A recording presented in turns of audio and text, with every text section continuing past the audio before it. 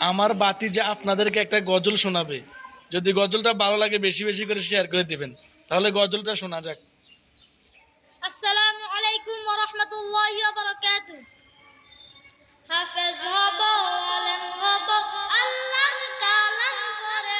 দেরি করো না মাগো তুমি, সাজিয়ে দাও আমারে। হাফেজ হব, আলেম হব, আল্লাহর কালাম পড়ে। দেরি করো না মাগো তুমি, সাজিয়ে দাও আমারে। দশ নাকি দিবেন প্রভু, একটি হরফ